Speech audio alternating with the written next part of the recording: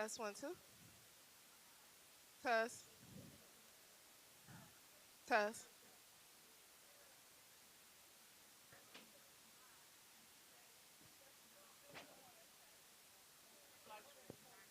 Test one, two.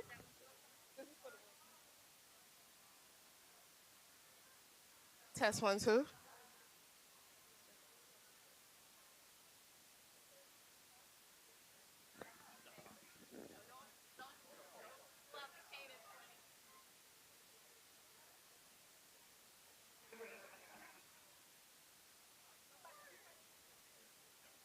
Okay.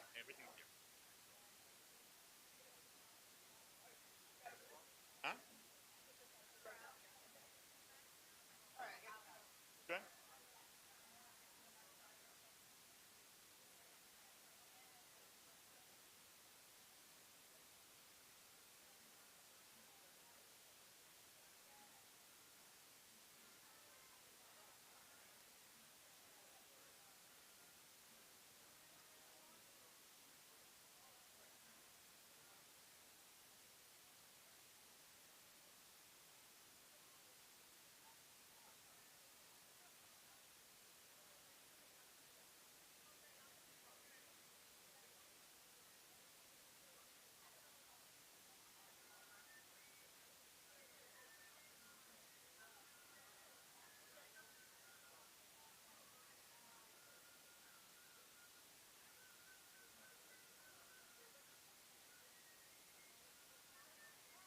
Height is good.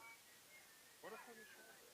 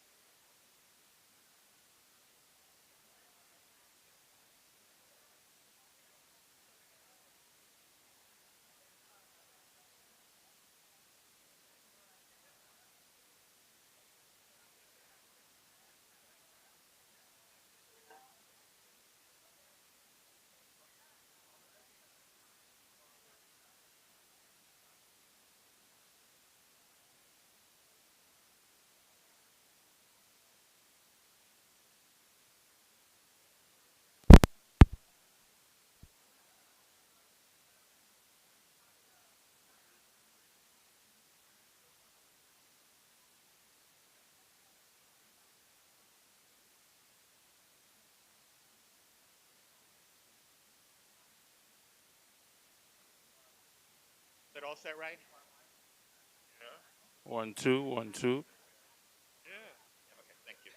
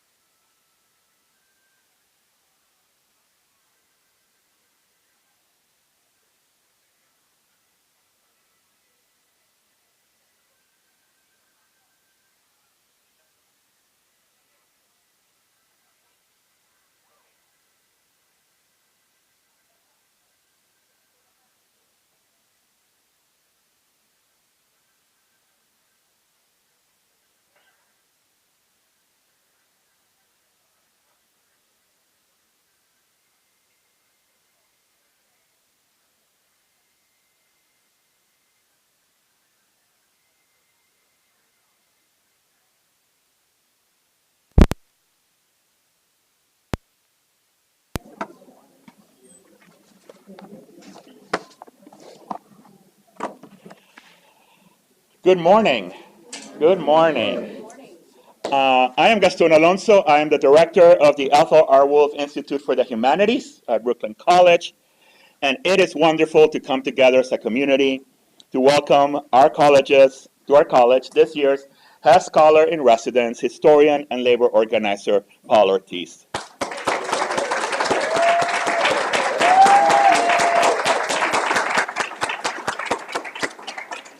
This is in fact a welcoming back because Paul was here at the Tanger last November to do a joint event with last year's Hess Scholar Barbara Smith, who is joining us today. And then just 10 days ago, Paul was here virtually through Zoom to do another event with Professor Jasmine Mitchell from Puerto Rican and Latinx Studies, who's also here. So in fact, Paul has already become part of our family. So welcome back. Now, to start Hess Week, it is my honor to introduce Brooklyn College President Michelle J. Anderson.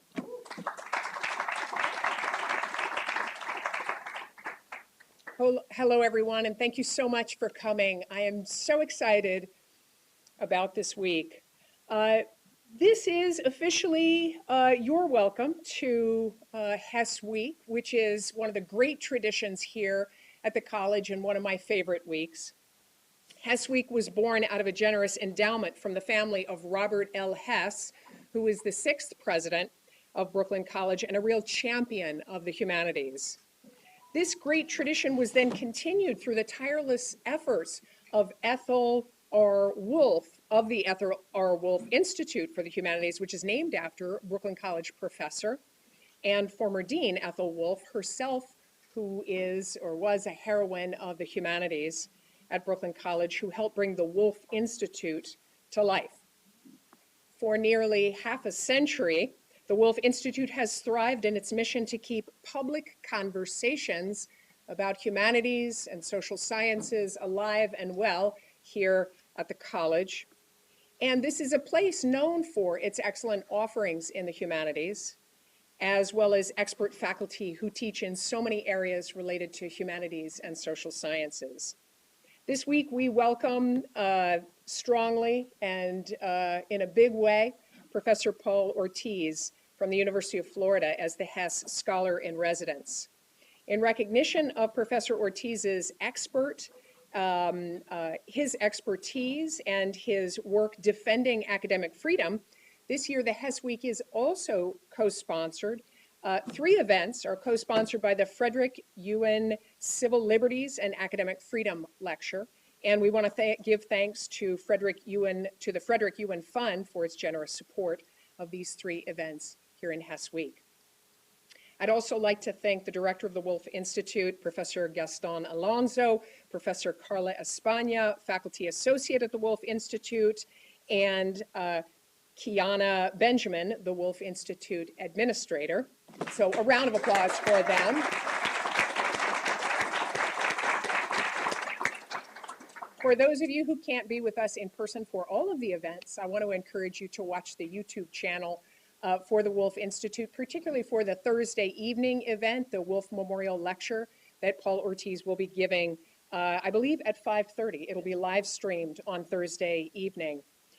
Without further delay, I just want to welcome back Gaston Alonso to tell us more about our esteemed Hess Scholar-in-Residence, Professor Paul Ortiz, and to officially start Hess Week. Thank you so much, Gaston. Thank you, President Anderson, and I want to say thank you to the vice presidents who have joined us, the deans of all 5 schools of our college who have joined us, the chairs and directors, the faculty, the staff, the students, and the community members who have joined us both here today in person and who are joining us via the live stream. Now, it is my next honor to introduce the Dean of the School of Humanities and Social Science, Phil Napoli.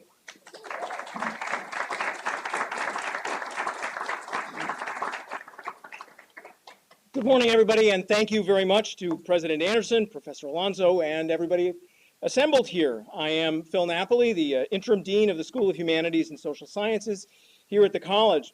I want to join the chorus of voices, welcoming Paul Ortiz as our Hess Scholar for 2024. You have Professor Ortiz's biography in front of you, but I'd like to say a couple of words about his scholarship and its meaning for me and for us here and now. You are probably familiar with his book, which is over there on the piano, An African American and Latinx History of the United States, which is a history of the U.S. told from the perspective of the struggle for African American and Latinx civil rights. In it, he argues that civil rights leaders in the United States look to activists and revolutionaries abroad for inspiration.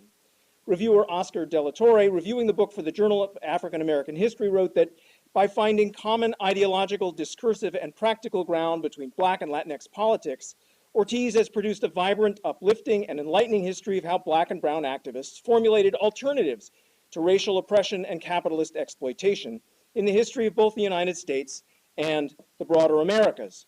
He summarizes the book in this way on page 10. In the course of my research, he wrote, I have learned that it's impossible to understand the United States history as a singular entity. To comprehend where we are now and how we got here, we must look outside the confines of the nation state for answers. This book connects the stories of freedom fighters in the Mexican War of Independence to African and indigenous peoples who challenged slavery in Spanish Florida, as well as Harlemites who railed against U.S. military occupation of Nicaragua in the 1920s. This movement-center approach to history raises up the voices of the people who built democracy across borders and helps us overcome the paralyzing nationalistic myths that have divided people in this hemisphere for too long. Professor Ortiz's focus on voices connects intimately to his interest in oral history. I first heard Professor Ortiz's work in the documentary radio program Remembering Jim Crow, broadcast on American Public Radio in 2001. The book and CD of oral history recordings and excerpts quickly became an essential teaching tool in my oral history classes. I used them in 2001. I bought the book the week it came out, and I still use them. Professor William Chafe said in the book's introduction that the project grew out of a belief that recovering the voices of average citizens provided the best means of exploring Black experience during Jim Crow. Those recordings of Black Americans' encounter with racist Jim Crow practices in the American South are unforgettable listening and learning. They teach deep lessons about resistance and resilience. This kind of work, for Professor Ortiz, for me, and perhaps all the faculty with us today, is central to the work that we do with our students. As Professor Ortiz has written, oral history is a testament to human survival, our aspirations for the future, and the struggle to retain one's dignity in an uncertain world. We tell each other stories about our heritages and where we came from in order to affirm foundational values and to prove that our lives have meaning.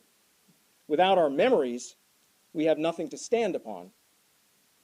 Without our memories, we have nothing to stand on. It's a wonderful description of the place of the past in our shared journey. Our memories give us a place to stand on and point us in the direction we want to travel in the future. Through Professor Ortiz's work, we were reminded of the need for connection and empathy across boundaries and across borders of all kinds. This is the very thing I want students leaving Brooklyn College to have. I want your experience with Professor Ortiz and your entire academic life here at the college to enrich your powers of empathy. This will matter. It will make you a better human. Professor Ortiz, once again, welcome to Brooklyn College.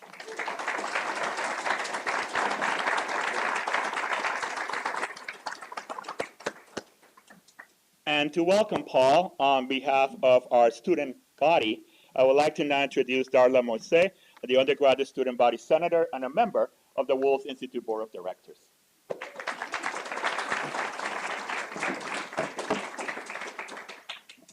Good morning. I hope everyone has survived the flip-flop that is our New York weather this morning. My name is Darla Moise, and I am a senator on student government and also a student representative on the Hess committee. It was a pleasure to work alongside Gaston, Kiara, and Carla in the process of pulling this all together. And I'm here on behalf of my fellow members of undergraduate student members, and because we are constantly working towards representing students and bringing lasting change to Brooklyn College for the better. We are very thankful to have our Hess Scholar, Paul Ortiz, here to speak on behalf of academic freedom whilst fighting to stop ongoing book bans and threats to students' educations, as well as the livelihoods of educators. Here on our campus, we are currently discussing academic freedoms and the limitations that may exist on our campus. We look forward to plentiful dialogue expected to be had.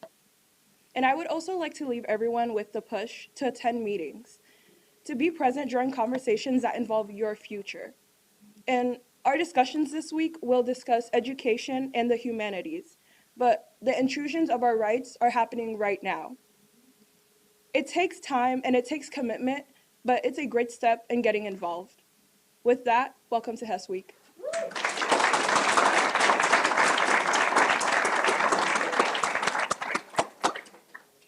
Darla was my student last year, and I said, you are coming on the Wolf board. And I've been very, very lucky to be able to work with her this year, so thank you. And thank you for representing your fellow peers.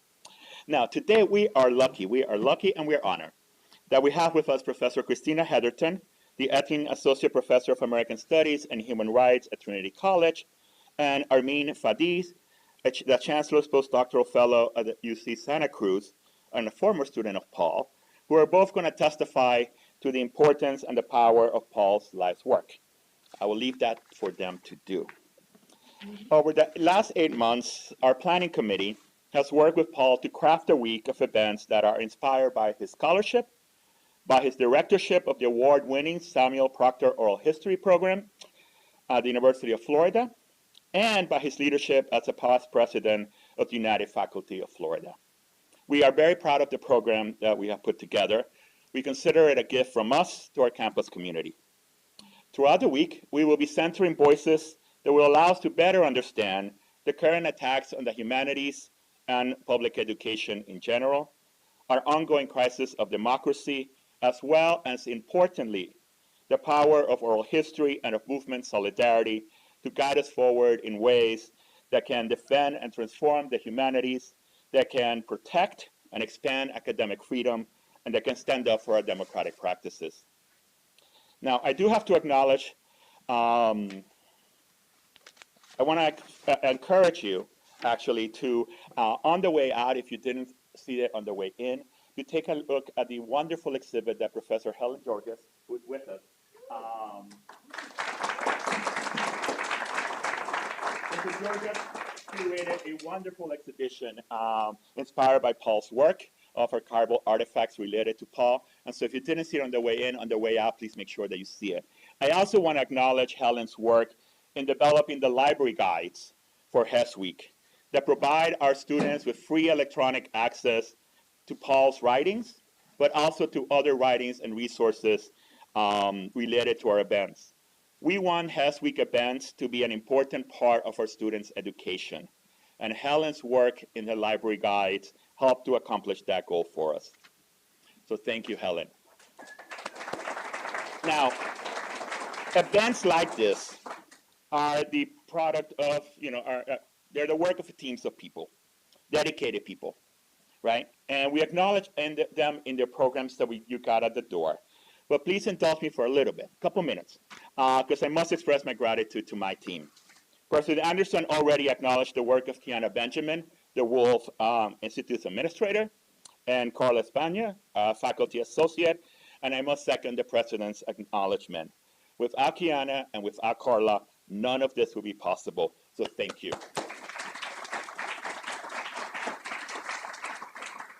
Now, in this coming week, we are doing the work of higher education.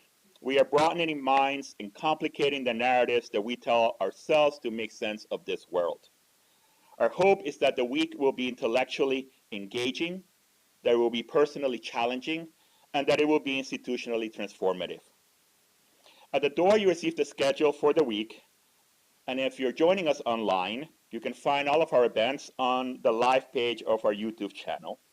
We invite you to join us during the week for this ongoing conversation that we'll be holding through our panels and then culminating on Thursday at 5 p.m. right here at the Tanger Auditorium or online for Paul Ortiz's Hess Memorial Lecture, A Social Movement History of the United States. Now, I want to acknowledge the work of my selection committee last spring, as well as the work of our Hess Planning Committee, who has worked to make all of this happen. And if you're here and you're in those committees, please stand up so we can recognize you. And don't be shy.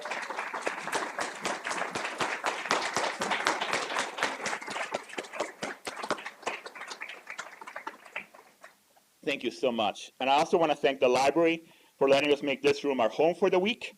And I want to thank Fatima Davis and her team for helping us with all things tech and helping us communicate with those who are joining us online via the live stream, creating really a national conversation. So thank you for that. A special thanks to Rich Pietras and Kevin Fagan from the Communications Office for their guidance in helping us get the message out and getting you here today. So thank you to them. And of course, thank you to the Robert L. Hess Fund for generously funding decades of Hess Weeks, allowing us to continue to honor the memory of the former Brooklyn College president and to learn from our Hess scholars who, in the words of the fund, quote, represent the ideal of the educated individual, knowledgeable, thoughtful, inquiring, alive to the shared purposes and concerns lining all intellectual pursuits. So thank you to the Hess Fund. And as Professor Anderson mentioned, this year we're lucky because we will have the Frederick Ewan Civil Liberties and Academic Freedom Lecture sponsoring 3 events, 3 panels during the week that will help us understand the contemporary attacks on academic freedom. So thank you to them. And with that, let me turn the microphone over to Professor Carla Espana from the Department of Puerto Rican and Latinx Studies and this year's Wolf Faculty Associate.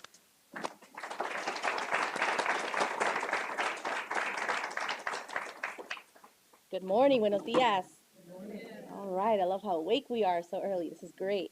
It is my honor to introduce Professor Christina Heatherton, who's joining us today. I know you have bios for everyone, but there's some things I want to highlight, make sure we don't miss it, especially for those who are joining us live stream. Professor Heatherton is a scholar of internationalism, social movements, and critical theory. has authored many works, including Arise, Global Radicalism in the Era of the Mexican Revolution, has co-edited Policing the Planet, Why the Policing Crisis Led to Black Lives Matter. And I want to highlight that she is the co-host and co-producer of the podcast web series Conjecture, which I recommend you all note and subscribe to. You'll hear from activists, public intellectuals, and there's something really special when you can say, I'm reading Fanon in class, but I'm also listening to a podcast on it. So all of you who teach courses here, assign it in your syllabi. And then those students who are joining, please subscribe to that podcast. Again, it's titled Conjecture. I think it's really important to notice the threads across this week. We have a lot of events. I think it's 8 events, 4 days, 25 speakers. I think that's okay.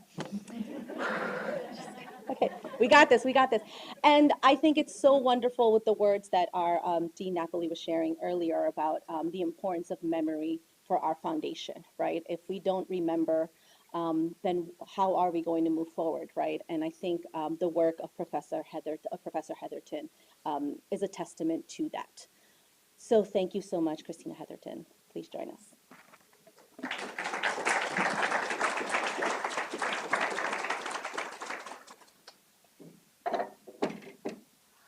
All right, no pressure. Good morning, everybody. Good morning. I want to thank Carla for that wonderful introduction, everybody at the Wolf Institute for making today possible, to Gaston, who has just been an extraordinary organizer wherever he went. So I have been given the impossible task by Gaston of introducing Paul Ortiz in 20 minutes. So we're already wasting time, so let's begin. In the oral records of social movements, there is a common refrain. Whether you're listening to the testimonies of unemployed workers who are describing hearing the anarchist Lucy Gonzalez Parsons speak, or Black domestic workers reflecting on a talk by the organizer Ella Baker, or young immigrant workers responding to the socialist Elizabeth Gurley Flynn, the comment is always the same.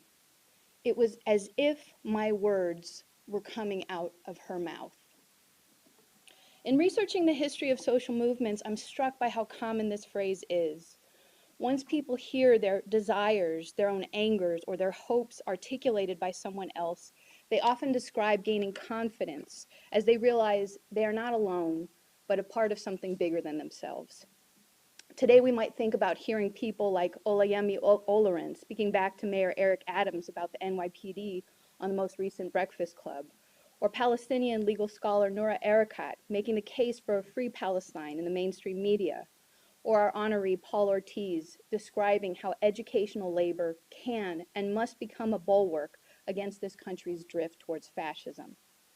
In mass struggles, there is always a conversation happening, even if it seems like only one person is speaking. To understand this, we must learn to critically listen. Fortunately, in this task, we have radical scholars and dissident intellectuals like Paul Ortiz to guide us. In all of his work, Paul Ortiz thinks, writes, acts, and most importantly, listens like an organizer. As a movement scholar, a leading oral historian, a labor organizer, and a steadfast anti-racist activist, he demonstrates listening as a radical collective practice. Paul shows us how to hear the many voices contained in the one. He asks us to tap the swelling reservoirs of working class outrage, hurt, humor, and hope for meaning. Following his intellectual hero, C.L.R. James, he encourages us to listen to the truth in the everyday and to write not with vanity, but with the propulsive force generated by collective desires for social change. He's inspired generations of scholars to think, act, and listen differently, and I am extremely proud to count myself among them. So it's a pleasure to be with you all here today because 5 years ago, on this day, Paul came to New York City to speak to an oral history and activism project that I was running with Jordan Camp at Barnard College and Columbia University. And it was a very charged moment. Only a week before, security guards at the school had assaulted a Black Columbia student named Alexander McNabb, presuming that he had no right to be on that campus, even after he showed his student ID. Students were outraged. How many times, they wondered, had the same encounter been replicated with young Black people from Harlem who didn't possess school IDs? The incident doubtlessly reflected Columbia's contentious relationship with the surrounding community. For every round of Columbia's growth and expansion, Harlem residents have suffered generations of painful displacement. These dynamics have perpetuated brutal segregation, defining who is able to live near the school, who is permitted to study within its walls, and whose students are implicitly taught to respect and also disrespect as the authorized producers of knowledge. So Paul walked into this very charged, very censored, and heavily surveilled environment. And I was amazed how he did so with grace and ease. Paul opened his talk with a powerful statement of solidarity for Alex from the Gainesville chapter of the Dream Defenders. He spoke about his own experiences of being surveilled and harassed on the many campuses he has studied and worked on. He reflected on what it meant to work in a field where you were often perceived to be a trespasser or an interloper, and where the histories you represented and researched were often treated with equal suspicion and contempt. The struggle against violent exclusion had shaped all of his work, he explained. It was a great honor and privilege to represent these often excluded histories, and as he writes, quote, to demonstrate the capacity of workers, of immigrants, and of marginalized people to organize for social change. He invited us all to imagine how we might also unsettle the segregated spaces of learning we found ourselves in, and with an unshakable confidence and an infectious warmth, he made us all believe that we could. As a scholar, a teacher, a practitioner of oral history, and as a longtime director of the Samuel Proctor Oral History Program and the former president of the Oral History Association, Paul has been a careful steward of testimonial culture, a way of testifying to the struggles and dignity of individuals for decades. The, quote, beliefs, practices, and folkways of ordinary people, he writes, are often ignored and misunderstood by official sources. Indeed, written records more often tell the history of the powerful and the wealthy, those invested in constructing their legacies through carefully curated archives. Movement scholars, therefore, have to find alternative creative means to recover history, most of which is not written, but passed down through oral traditions, through stories and cultural practices. To repeat Dean Napoli in this wonderful quote, without our memory, Paul writes, we have nothing to stand on. Paul is one of the most significant caretakers of the oral history tradition in this country. He received training from acclaimed historians like William Chafe, Robert Korstadt, Raymond Givens, Larry Goodwin, and Charles Payne at Duke's History Department and the Center for Documentary Studies. But it's important to say that Paul has also taken his scholarly mandate from the movement. Working as a labor organizer with the United Farm Workers of Washington State amidst a great boycott, he was often called upon to give talks about the labor movement and about previous strikes and boycotts. In this work, he discovered how historical research could serve social movements and how oral records could be used as a tool of recovery. In this work, Paul continues a proud tradition practiced by figures like Ida B. Wells, George Rawik, Zora Neale Hurston, Miles Horton, and Carrie McWilliams, to name a few. This is a tradition that's been extended by scholars like Jacqueline Dowd Hall, Vicki Ruiz, and Deborah Weber, by younger scholars like LaShawn Harris, Amy Staracheski, and Mei Fu, and up-and-coming scholars like Maga Miranda, who's doing incredible work on Latina domestic workers in Los Angeles. In his annual trips, bringing students down to Mississippi to conduct oral histories with organizers from the Student Nonviolent Coordinating Committee, or SNCC, he has been consistently developing new generations of scholars to continue this work. And as I understand it, he's sending many of these students to Nishani for further training. So this celebration is urgent and fortuitous for many reasons. Because he has studied deeply the history of racism, slavery, Jim Crow, and the terroristic violence of white supremacy and minority rule, Paul is uniquely equipped to comprehend the country's current drift towards fascism. His first book, Emancipation Betrayed, The Hidden History of Black Organizing and White Violence in Florida from Reconstruction to the Bloody Election of 1920, details how African Americans in Florida produced the first statewide civil rights movement in U.S. history. As Paul shows, this organizing took place amid some of the most intense violence of Jim Crow. Between 1882 and 1930, African Americans in Florida suffered the highest rates of lynching in the United States. Racist terror campaigns also included the systematic destruction of Black communities, the routine rape of Black women, and the forcible displacement of African Americans from areas newly designated as so-called white homelands. One of the bloodiest single days in modern U.S. political history occurred on November 2nd, 1920, Election Day, as African Americans tried to vote in Ocoee, Florida. In the shadow of what is now Disney's Epcot Center, Black voters were set upon and massacred by the Ku Klux Klan and white supremacists. In this election year, it is essential to remember how voting rights were struggled for against mob violence, organized intimidation, and terror, especially now as mob activity is all but promised from our former president in the upcoming election. Quote, "The gap of understanding that separates the participants of the Florida movement from our own time," notes Paul, "is substantial." But this book doesn't simply detail violence. In this monumental work, Paul demonstrates a deeply honed sensitivity to the social bonds that enable people to organize. He writes, and I'm going to read this quote in full because I think it's extraordinary. "Social movements cannot be orchestrated from above. They are not set into motion by manifestos or charismatic leaders. Black Floridians registered to vote because the women and men who asked them to take this risk were deeply rooted in their communities and in the institutions that had buffered them from white supremacy. Such community building can and must continue." From these histories, Paul tells the stories of participants in these struggles and also of those who have been inspired by it. This includes one of the 20th century's greatest theologians, Howard Thurman, born in Daytona, Florida. Through oral traditions passed down from his grandmother, Nancy Ambrose, a woman who had been enslaved on a Madison County plantation, Thurman came to learn about the struggles against slavery and the role of Christianity, a religion that could either serve as the justification for enslavers or as a source of strength and grounding, the key to the redemption of the poor, the disinherited, and the dispossessed, or as Thurman would note, quote, "those who live their lives with their backs against the wall." Thurman would go on to be the spiritual advisor to Dr. Martin Luther King Jr. and Reverend James Lawson. He also influenced and taught Bishop John Selders, a leader in Hartford, Connecticut, a conduit between the labor, faith, and anti-racist organizing community, and a very large reason why I work in that city today. The tendrils of freedom are many.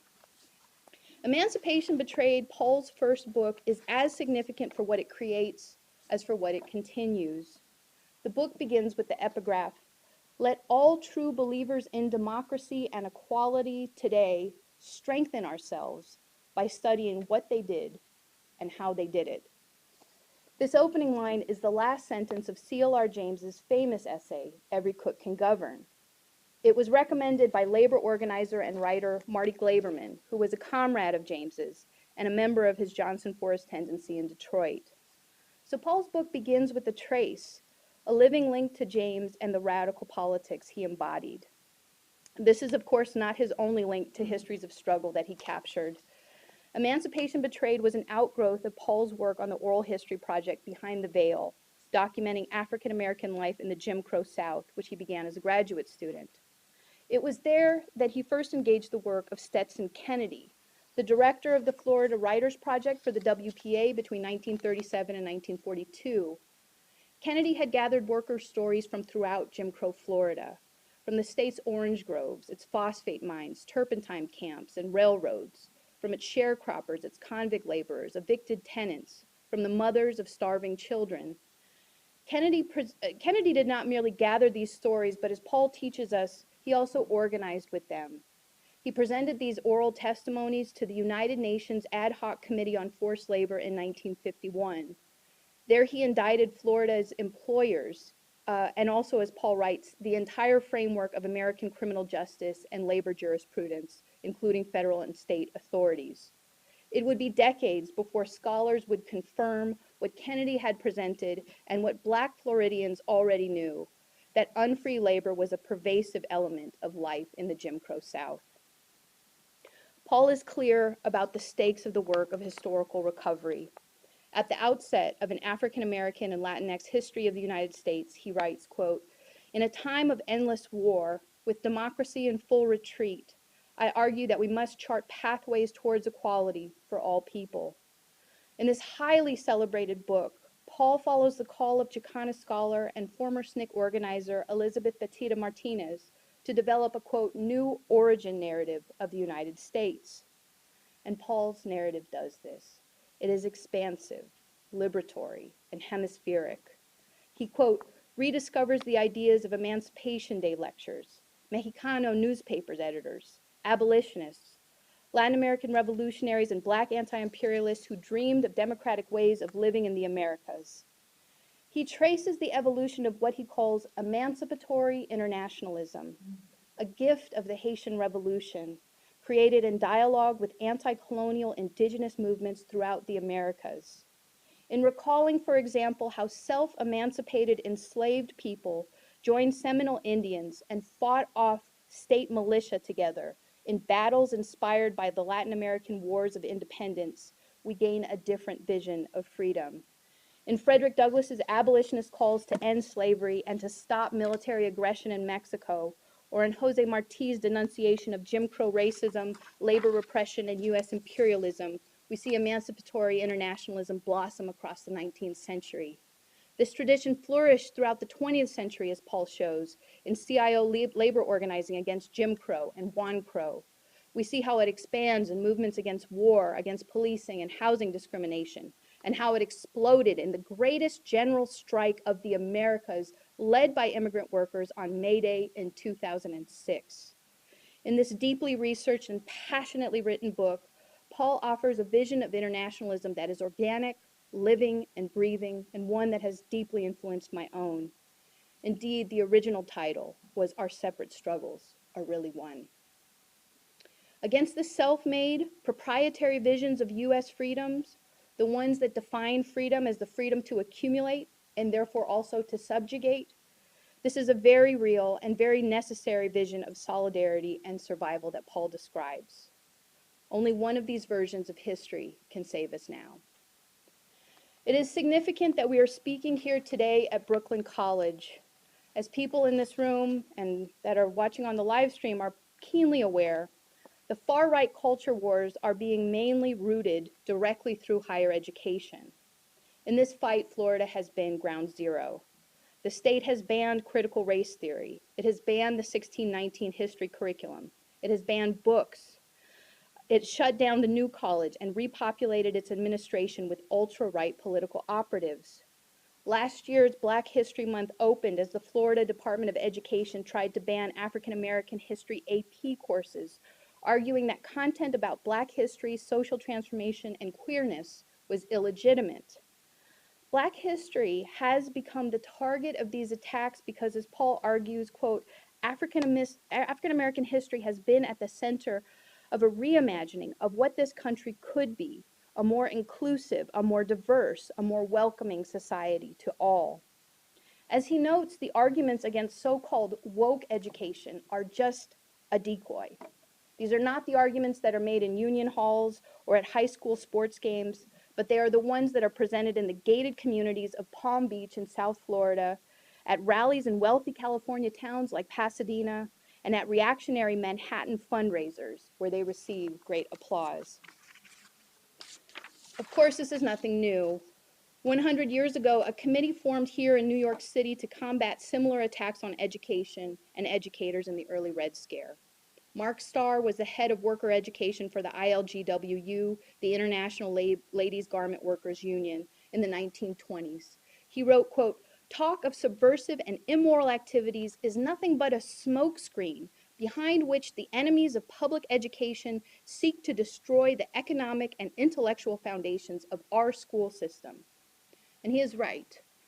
Though present debates appear to be about what students learn in school, they are actually about making education as a public good seem illegitimate and in turn about making the idea of any public good seem illegitimate.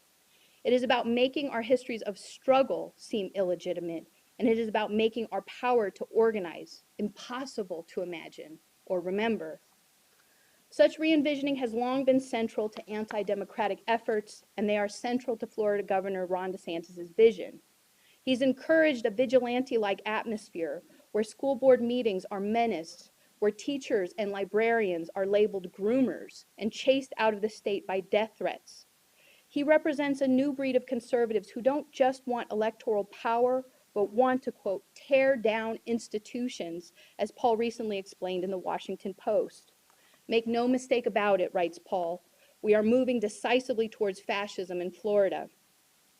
But in a recent interview with Bill Fletcher, Paul describes the union movement, and specifically the United Faculty of Florida, the union which Paul has heroically led, as, quote, the last statewide organized group standing against DeSantis' fascist movement. This union has protected teachers. They have allied with movements across the state.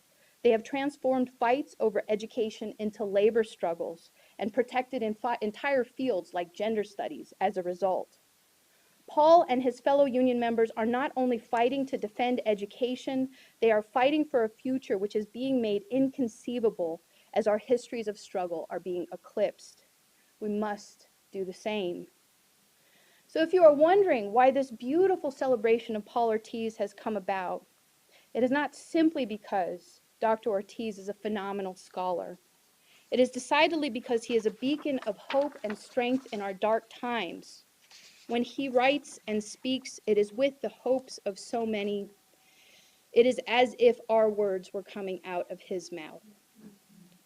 In the face of anti-democratic measures, mob rule, and fascistic violence, his courage exemplifies what his fellow Evergreen College alum Rachel Corey once wrote in an email to her mother from Rafa, quote, this has to stop.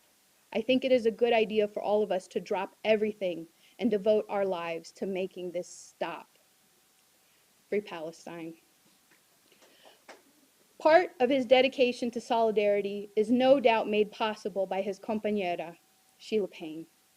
Together on the picket lines, at banned book readings, at Veterans for Peace marches, or canvassing at the University of Florida football games to get signatures to restore felony voting rights, they stand together.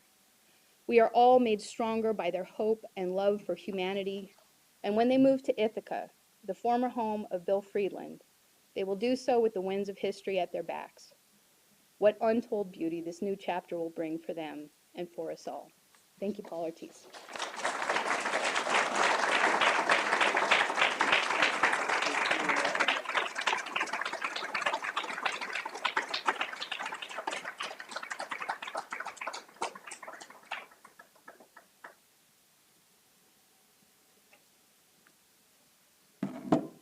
Thank you so much, Professor Heatherton. I want us all to take a collective deep breath after that.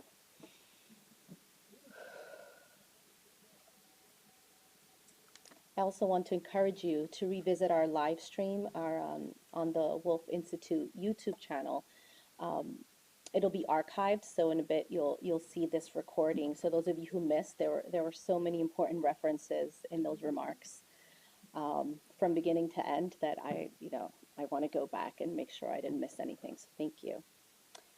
I'd like to take a moment now to introduce Armin Fardis, who's an Iranian-born social historian, writer, and educator whose work uses history, sociology, and political theory to examine traditions of anti-colonial rebellion, transnational histories of colonial statecraft, carceral technologies, and counterinsurgency, and the intersections between spirituality and revolutionary action.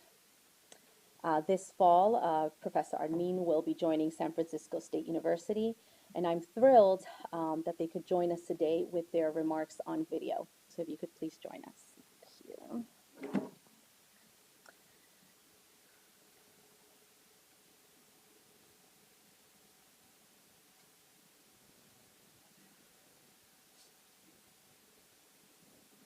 Respected sisters, brothers, elders and youngers, peace and blessings families, and communities. My heart deeply aches that I could not be present in person at this momentous event for my dear big brother and mentor, Dr. Paul Ortiz, as I, along with billions of your comrades in humanity, fast during this blessed month of Ramadan. But it is also another month amongst many, where a genocide and famine has enveloped our beautiful and unimaginably brave sisters and brothers in Palestine. For those of us who identify with deep ancestral traditions of freedom struggle, this has been a time where despair has come knocking on our souls, tugging on our moral conscience, indeed our collective morale.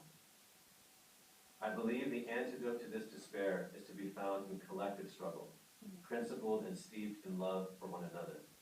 And so I feel blessed, truly blessed, to have been invited here by the amazing organizers at Brooklyn College to honor Paul, whose career, personality, and soul is an antidote to despair, someone who I love very much and have the utmost respect for. I first met Paul about 23 years ago as an undergraduate at UC Santa Cruz, which feels surreal to say out loud. As a Muslim and Iranian who had immigrated here in the midst of a US-backed war between Iran and Iraq, and come of age in a working-class family in the Bay Area, I brought my intellectual insecurities, which were quite deep, with me to college. I had virtually no study skills, no confidence in my abilities to succeed in any way within a competitive university environment. All I had was a deeply instilled passion for histories of anti-colonialism, a passion instilled in me by my parents since childhood. By my second year, I was on academic probation and in danger of dropping out altogether. To add fuel to the fire, 9/11 struck and the war on terror began. And for those of us who remember that time, like today, the forces of state terror and censorship had kicked into high gear. It was a frightening time for any decent, humane person to bear witness to the viciousness and ugliness of a belligerent empire that knows no bounds. Certainly for communities from West Asia, for Muslim communities, it was the beginning of a new reign of state terror. As the racism and anti-Muslim bigotry increased more and more, my already vulnerable situation as a student became even worse, as I felt the university really had nothing to offer me other than rejection and words. It was a dark time, and as I teetered on the edge of dropping out, a sliver of hope emerged from what felt like endless darkness and despair. Perhaps the only course at the time that I was enjoying was being taught by the great labor historian Dana Frank. And perhaps Dana saw the desperation as well as potential in me, but whatever it was, one day she told me, "Armin, there's only so much I can do to help you, but there is someone who I think you should meet." I will never forget meeting Paul in his office at UC Santa Cruz. There were books everywhere, towers of books surrounding his desk. I remember knocking to announce my arrival and Paul turning to say hello. And immediately I felt something emerge from the darkness that had been gnawing at my soul. Indeed, it felt as if the darkness of despair was being pried open by light. I would soon learn what many of us here who know Paul already know, that before me was a human gem, a beacon of righteous hope in a world of fire.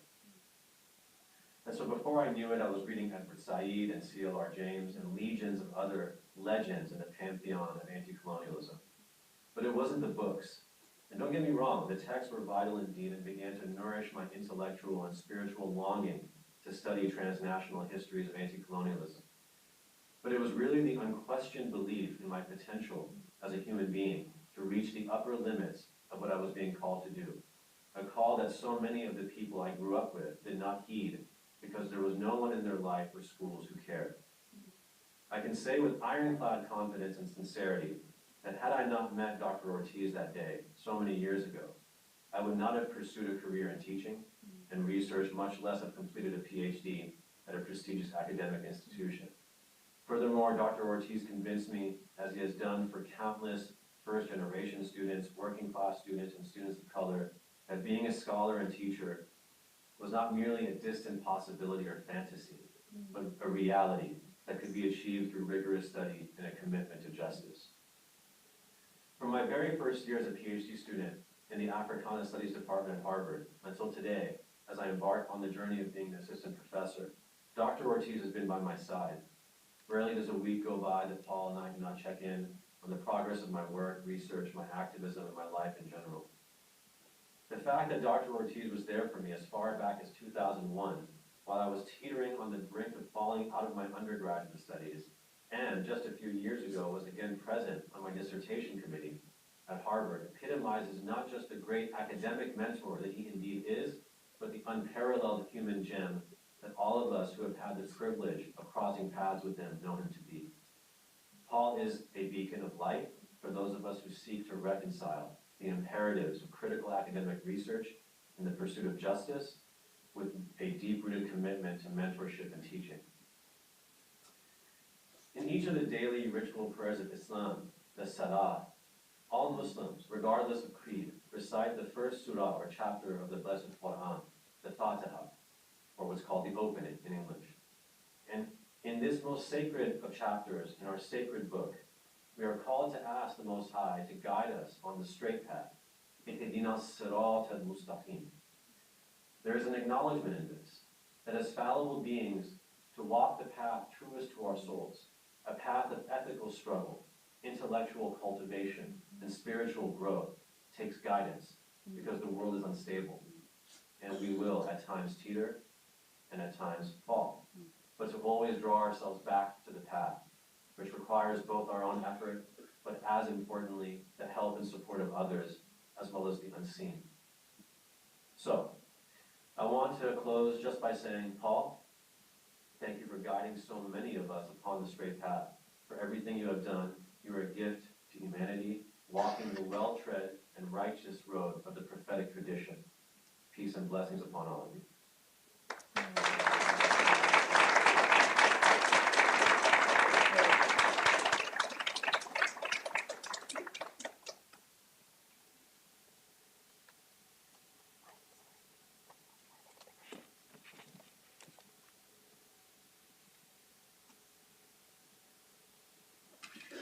Thank you, Carla. Thank you, Christina. Thank you, Armin.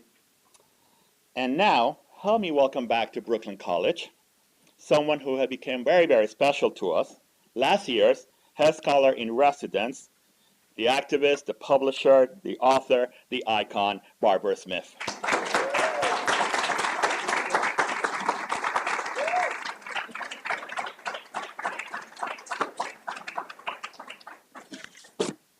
Hello, everybody. It's so nice to see familiar faces and to be back here.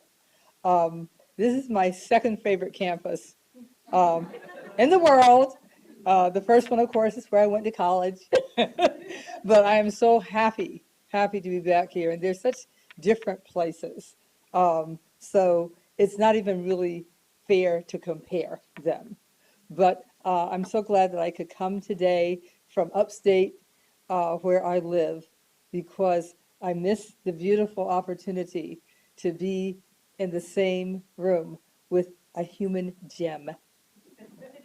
And that was because when we were supposed to do a panel together, a conversation together in late November, I got the flu, like so many of us did this past winter, and I just couldn't do it. I mean, in that entire week, I was trying to figure out, how can I get there? How can I get there? Could I go today? Could I go tomorrow? I just couldn't. So I really don't have anything particularly deep to say, except that I'm so happy that you are going to be with the wonderful people here at Brooklyn College and to share your gifts and your insight, your compassion, your scholarship, your intellect, everything. I could tell when we did our panel, when we did our conversation, it was because Gaston was a part of it, so it felt like a panel. It was 3 people. But the thing is that when we did our conversation in November, I thought we were kindred spirits before we did that. But then during that conversation, you talked about something that made me know that we really were deeply kindred spirits. And that's because you talked about my favorite writer, James Baldwin. And I have a book for you that has a short article that I wrote about James Baldwin. The day that we were together, I thought, I gotta get this book for Paul. And of course, good intentions, I won't say how long I've had the book or how long I had the idea, but today I get to give it to you. And this book is called Well-Read Black Girl, and it asks the question, what is it that inspired you to write? And of course, I didn't even have to think about it. It was James Baldwin, growing up in Cleveland, Ohio.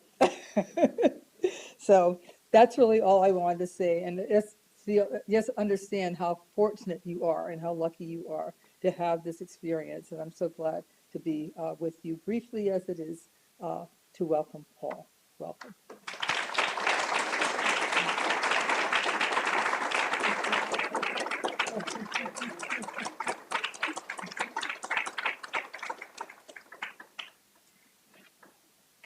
Two fantastic, wonderful human beings, two Hess scholars, bringing them together.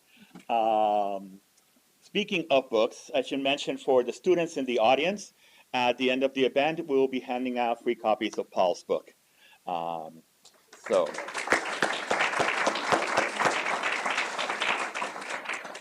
And with that, I'm going to hand the microphone over to Brooklyn College's 2023 Hess Scholar-in-Residence Paul Ortiz.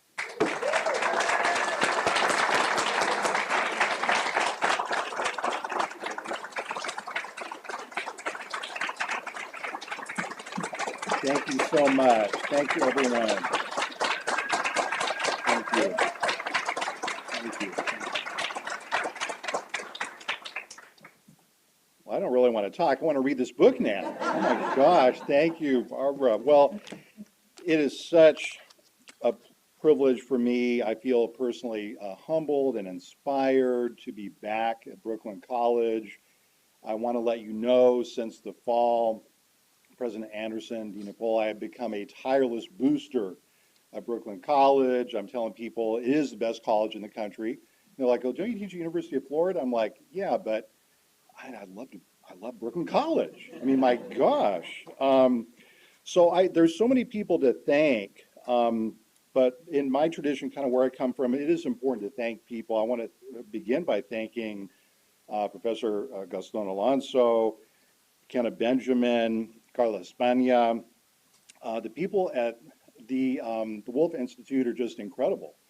I wish we had something like it at the University of Florida. We certainly strive at the Samuel Proctor Oral History Program to do this kind of critically engaged work.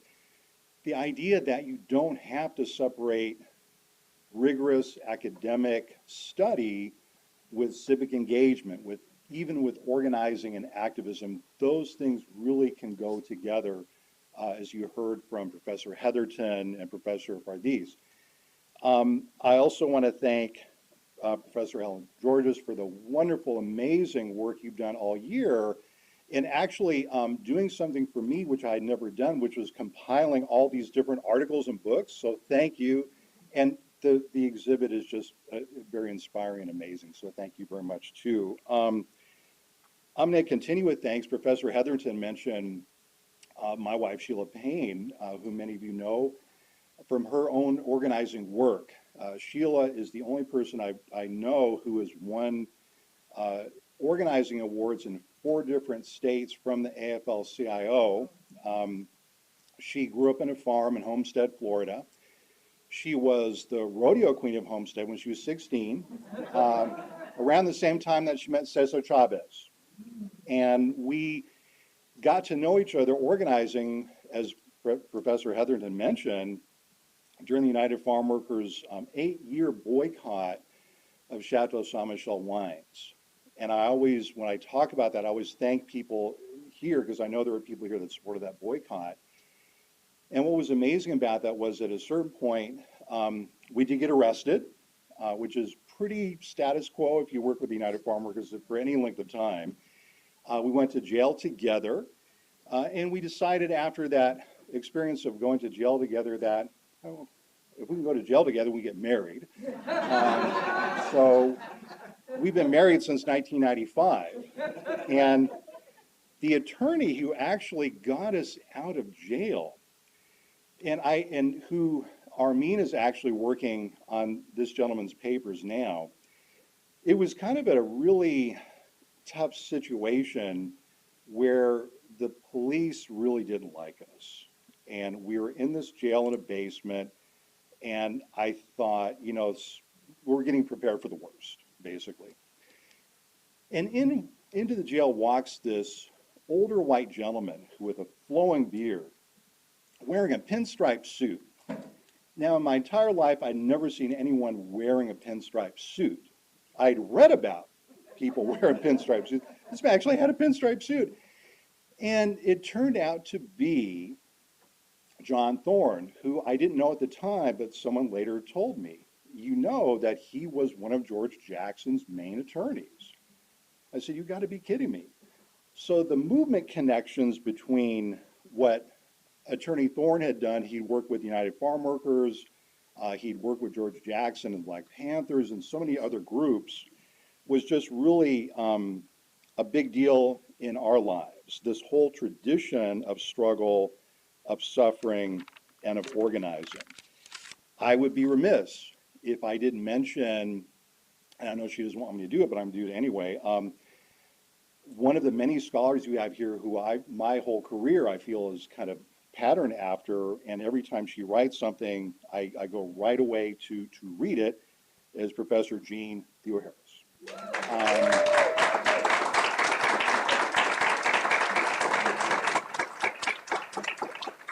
The faculty here, you know, talking to Jasmine about this and Carla and Maria and other great scholars, the thing about your professors here is that marks you as extraordinary is your engagement with the students, your love for the students. This is a thing in Florida that's our major problem right now. Christina talked about this march towards fascism, which is happening. In higher education, and talking to President Anderson before we started today, the major problem we have are people my age and older who think they know what's best for younger people. They think they know what younger people should major in. They think they know they should decide whether younger folks have the opportunity to be gender studies majors or engineering majors or criminology majors, et cetera, et cetera. What we have to do, and what you do here so well at Brooklyn College, your faculty, your amazing staff, is you defend the right of your students to choose your pathway, their pathway in life. That is what we have to uphold at all costs. If we lose intellectual freedom, we lose everything. Everything.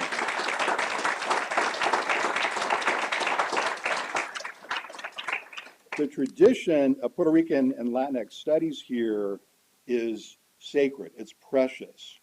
And in my earlier visits to campus and the Zoom sessions, talking to some of the founders of Puerto Rican studies has been so inspiring to me.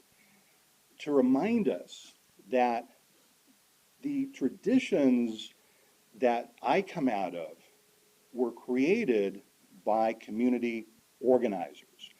They were created by students. They were created by engaged faculty, but they were created by the communities that sustain our universities. The people normally who are invisible, our IT professionals, the cooks, the custodians, the maintenance workers. And one of the things I try to tell colleagues, and as a union president, that really gave me a new kind of platform to do that, is to remind people that our universities and colleges, wherever they are, whether they're in Gainesville, Florida, or Brooklyn, or Queens, or Berkeley, et cetera, have drawn more wealth and more resources out of the surrounding communities than those communities have received from us. And that what we have to do is to do what you're doing here and become more a part of the community and to see that relationship as reciprocal. As to echo what Dean Napoli was saying, on Wednesday morning, when we talk about oral history and this tradition of listening, I mean, right now, I'm doing the easiest thing on earth. I'm talking, okay? I've been a professor for a little while now, and I've realized that it's much easier to talk than it is to listen. Listening takes so much energy.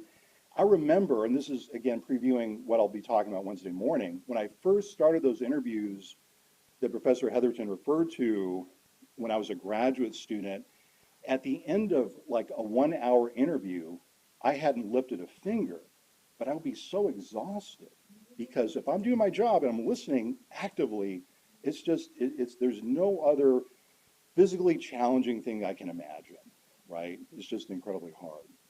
But again, I think what you do here in Brooklyn College is you listen to people around you. The other thing I'll mention, and now I'm going to sound like a booster again, of Brooklyn College, because I am, the engagement of your retired faculty and staff is extraordinary and precious and vital. And do everything you can to protect that, to nurture that. Because I know in Gainesville, during these horrific attacks on academic freedom, I'm not going to get too deep into that now because I know I have to wrap it up. Our bedrock has been our retired colleagues, our retired faculty, our retired staff, and this is why. In Florida, as in Brooklyn, we cannot take intellectual freedom for granted.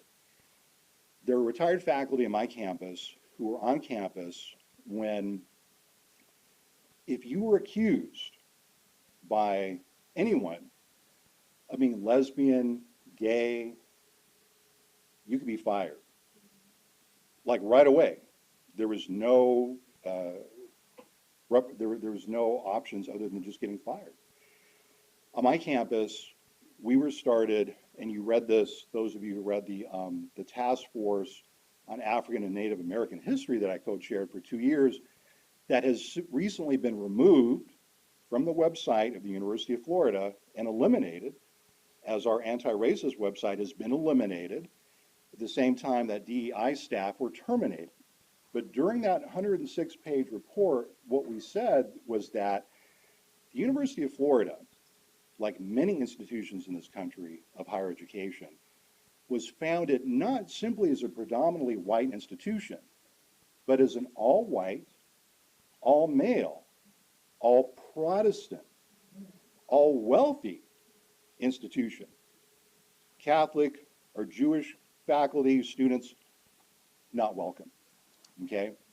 And it was only when the university became more inclusive and women scholars began becoming tenured professors, when the civil rights movement changed everything.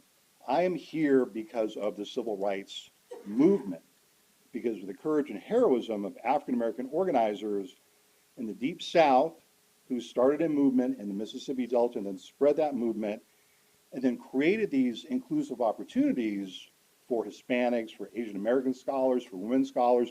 But without those oftentimes nameless activists in the Mississippi Delta, we wouldn't be here, many of us.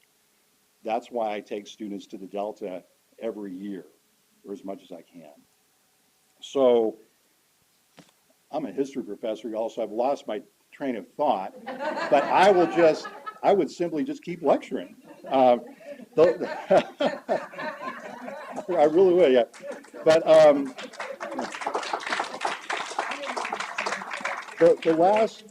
the last person I want to thank, who is not here, is my first history professor, Phil Schaefer, at Olympic Community College. And I've been in the U.S. military for several years.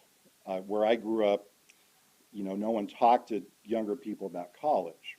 You know, they talked about you could go into the military, you could work in the Bremerton Federal Shipyard, or you could work in, you know, service or what have you.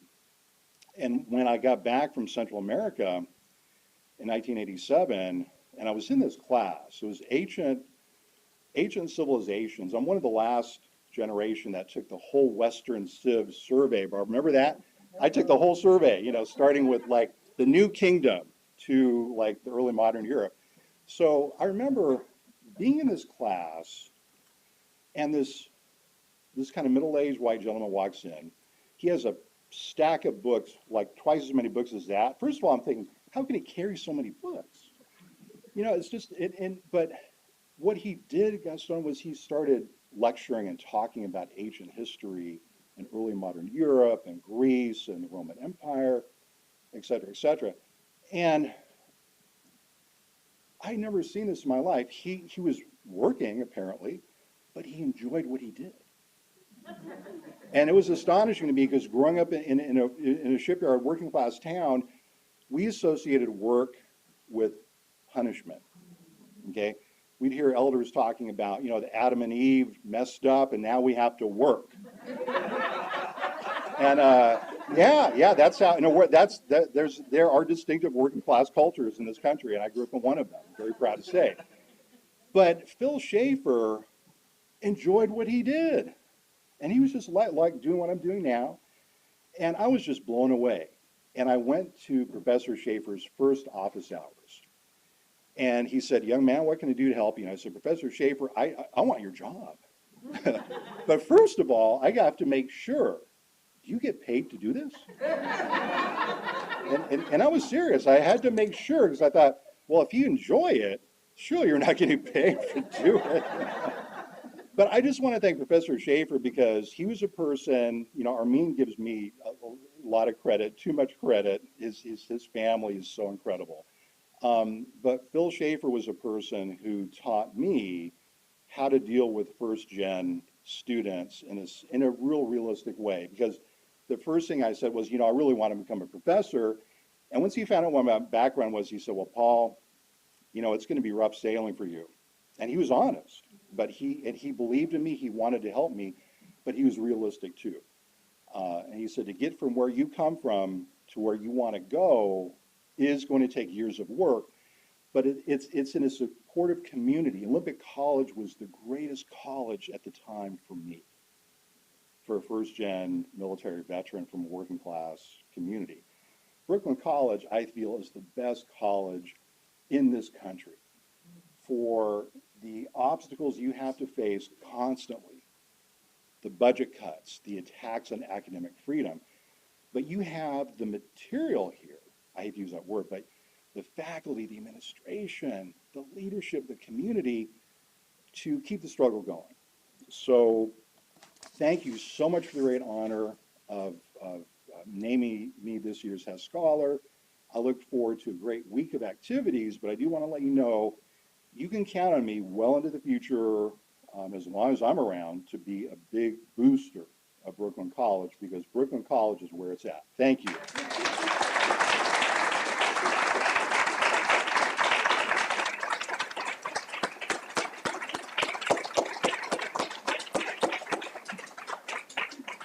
Thank you, Paul. I am so ready for this week. I am ready to engage with you. I'm ready to learn from you. I'm ready to listen and to talk. So thank you so much. For the students in the room, remember we have free copies of Professor Ortiz's latest book for you. We're going to break for lunch, but we will see you here at 2:15 at the Tanger for our first panel, Defending the Freedom to Learn, with a real rock star lineup of speakers, Emily Drabinsky, who is with us, Nishani Frazier, who is with us, Paul Ortiz, and Professor Gunjasan Gupta, who will be joining us. Thank you so much for coming, and I hope to see you throughout the week. Thank you.